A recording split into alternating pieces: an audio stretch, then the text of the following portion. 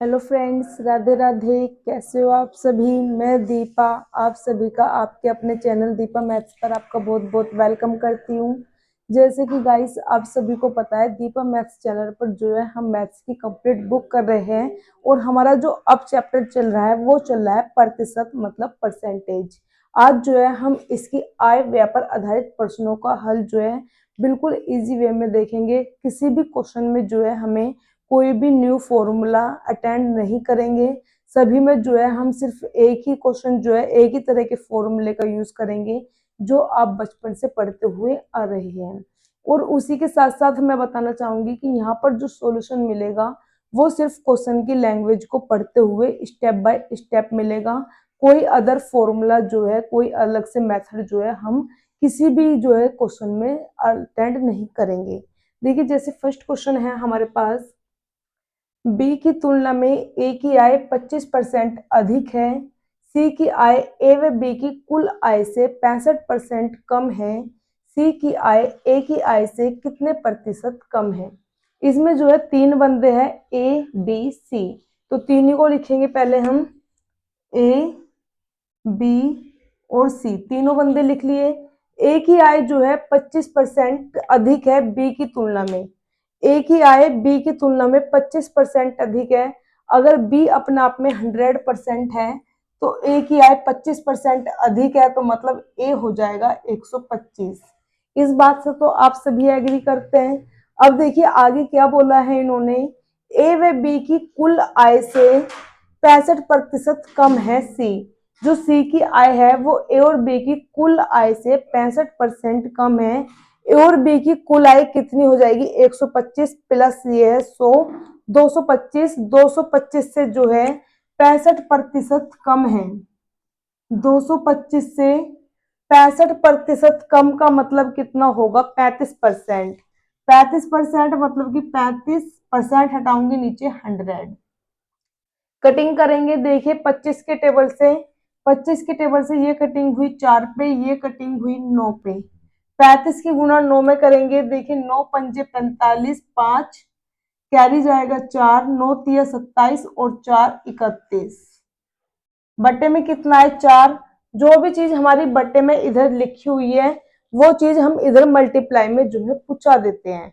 तो ये बट्टे में हमारा 4 है तो 4 की मल्टीप्लाई 100 में करूंगी, कितना हो जाएगा? 400। 4 की मल्टीप्लाई 125 में करूंगी, कितना मिल जाएगा? 500। तो ये 4 जो है मैंने इधर मल्टीप्लाई में पहुंचा दिया है। अब देखिए हमारे पास ए की वैल्यू कितनी है? 500 है, बी की वैल्यू 400 है, सी की वैल्यू जो है 315 है। अब हमसे आगे क्वेश्चन में क्या बोला है कि सी की आय ए की आय से कितने प्रतिशत कम है। सी की आय जो है ए की आय से कितने प्रतिशत कम है ये हमसे पूछा है। तो देखिए सी की आय 315 है, ए की आय जो है 500 है, तो कितने कम है? 500 में से जो है 315 घटाऊंगी, 185 बचेगा।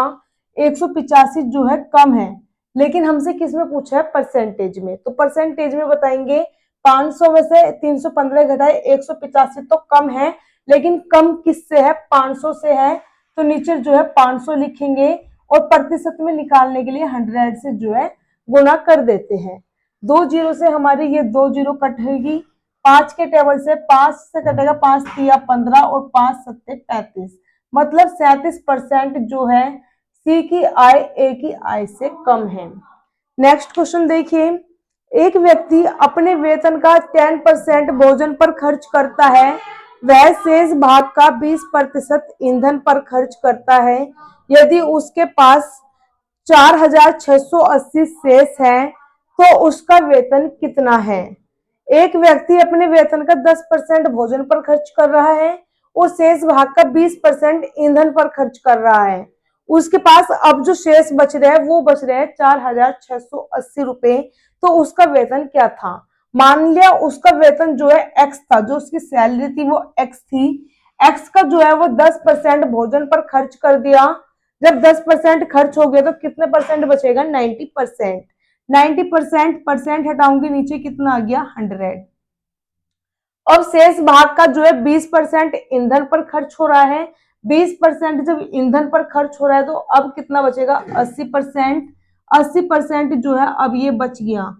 अब जो है उसके पास कितने बच रहे हैं, 4,680 रुपए बच रहे हैं। वेतन में से ये चीज हमने निकाल दी। जो अब हमारे पास बची है वो बची है 4680। कटिंग करेंगे, 2 जीरो से हमारी ये 2 जीरो कट आउट हो जाएगी। 8 के टेबल से कटिंग करेंगे, 8 पंजे 40, 6 बचेगा, 8 अट्ठे 64, 4 बचेगा, 8 पंजे 40। अभी भी 9 के टेबल से जो है हम यहाँ पे देखते हैं, और ये नहीं कटिंग होगी।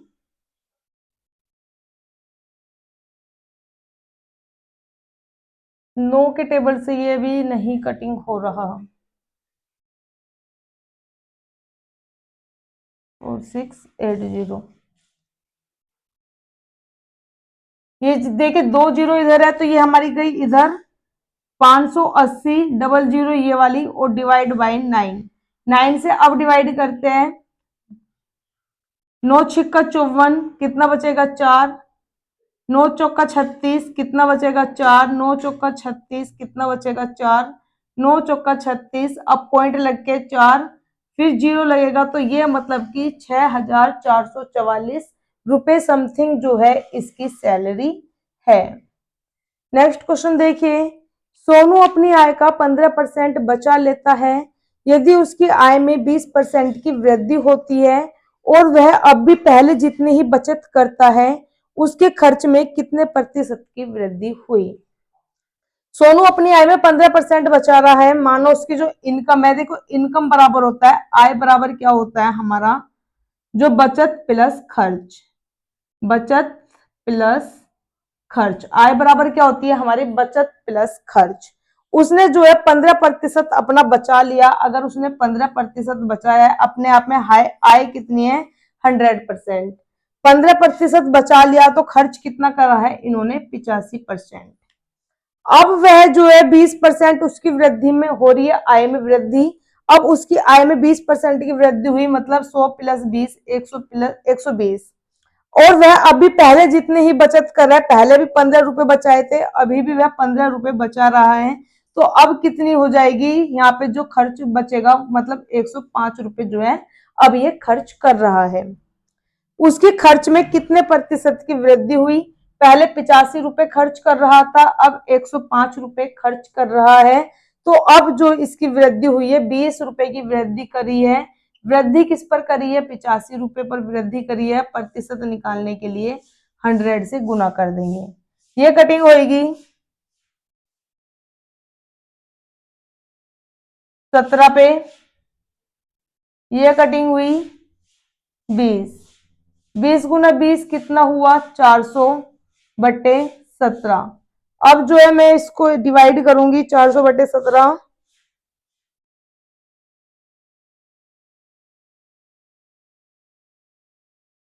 डिवाइड करके आएगा 23.5%, मतलब 23.5% उसके खर्च में जो है वृद्धि हुई है। नेक्स्ट है, सुधा अपनी आय का 15% बचाती है।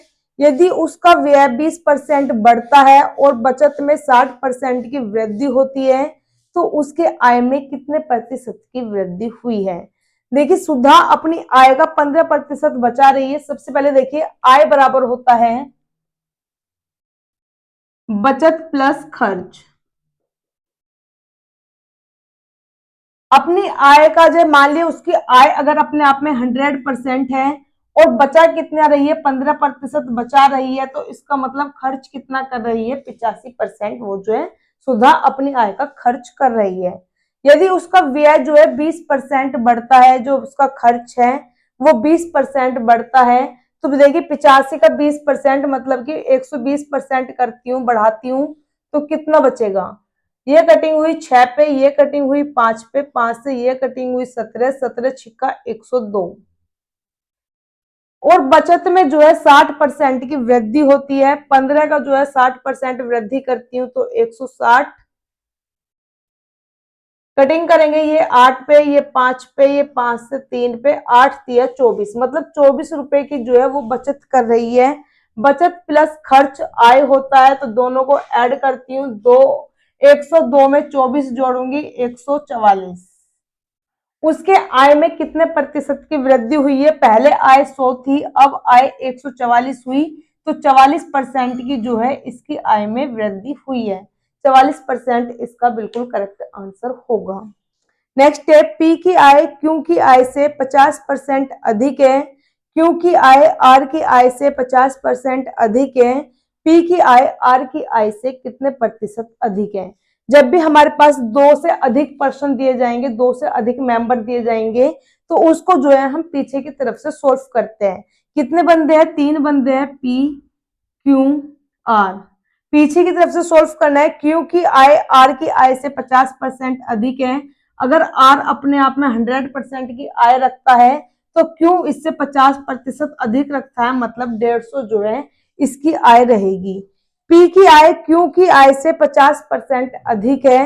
पी की आय जो है क्यू की आय से, क्यू की आय कितनी है, 150 है, और इससे 50% अधिक आय रखता है, मतलब कि 150% निकाल लेती हूँ।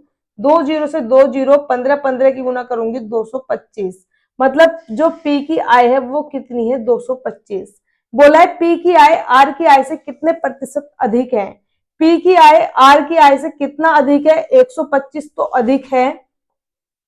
किससे अधिक है, आर से अधिक है, तो आर की वैल्यू नीचे लिखेंगे कितनी है, 100, और प्रतिशत में निकालने के लिए 100 से मल्टीप्लाई कर देते हैं, तो मतलब 125% पी की आय आर की आय से अधिक है। नेक्स्ट है एक्स की आय वाई की आय से 60% अधिक है, तथा वाई की आय जेड की आय से 40% अधिक है। एक्स की आय जेड की आय से कितने प्रतिशत अधिक है। ये बिल्कुल सेम क्वेश्चन है, आप सभी को कमेंट में बताना है कि एक्स की आय जेड की आय से कितने प्रतिशत जो है अधिक है। नेक्स्ट क्वेश्चन है नीलम अपनी कुल आय का 20% किराए पर खर्च करती है तथा शेष का 70% घरेलू खर्च करती है। यदि वह 3600 की बचत करती है तो उसकी कुल आय कितनी थी। देखिए नीलम अपनी कुल आय का 20% खर्च करती है। आय मान लेती हूं मैं, इसकी आय एक्स है, एक्स का 20% जो है खर्च कर दिया, तो कितना बचेगा, 80%। अभी भी इसकी आय बच रही है, प्रतिशत हटाया नीचे 100। अब शेष का 70% घरेलू में खर्च कर देती है, तो कितना बचा रही है, अभी भी 30% बचा रही है। परसेंट हटाती हूँ, नीचे कितना आएगा, 100। ये क्या है, हमारी कुल आय, और ये बचा रही है, तो इन्होंने अब जो बचत कर ली वो कितनी करी है, 3600 रुपए की। तो ये 3600 रुपए जो है मैंने बचाई पे आगे लिख दिए हैं। देखिए 2 जीरो से हमारी ये 2 जीरो मल्टीप्लाई में जो है कट जाएगी। कटिंग करते हैं 3 के टेबल से, ये कटिंग होगी 1200 पर। 8 के टेबल से कटिंग करती हूँ, 8 एकम 8, 4 आगे जाएगा, 8 पंजे 40, और ये वाली जीरो, ये 2 जीरो नीचे 100 है, ये 100 जो है हमारा इसमें मल्टीप्लाई में जाएगा, तो x की वैल्यू 150, और ये वाली जीरो मतलब कि 15,000 रुपए जो है x की आय है। नीलम की आय कितनी है, 15,000 रुपए है। नेक्स्ट क्वेश्चन है गोपाल अपनी मासिक आय का 30% भोजन पर खर्च करता है, शेष का 40% परिवहन पर खर्च करता है, तथा शेष का 50% बचत करता है। तब उसकी मासिक आय 18,400 रुपए हो, तो वह प्रति माह कितने रुपए की बचत करता है। देखिए इन्होंने बोला गोपाल की आय दी है, हमें कितनी दी है, 18,400 रुपए। खर्च कितना कर रहा है, मासिक आय में से 30% भोजन पर खर्च कर रहा है, मतलब 70% जो है यहाँ पर ये बचा रहा है। शेष का 40% परिवहन पर खर्च करता है, मतलब यहाँ पर भी जो है 60% जो है बचा रहा है। 50% की बचत करता है, तो 50% यहाँ पे भी जो है हमारा ये बचा रहा है। कटिंग करेंगे, 2 जीरो से ये वाली 2 जीरो कट आउट हुई, इन 2 जीरो से ये 2 जीरो कट आउट हुई, इस 1 जीरो से ये 1 जीरो कट आउट हुई। 5 से ये कटिंग होगी 2 पे, 2 से ये कटिंग हुई 3 पे। ओवरऑल ऊपर कितना बचा है, 184 इंटू 7 इंटू 3, मल्टीप्लाई करेंगे, 7 दिया कितना होगा, 21, 184 की 21 में जो है मल्टीप्लाई कर देंगे।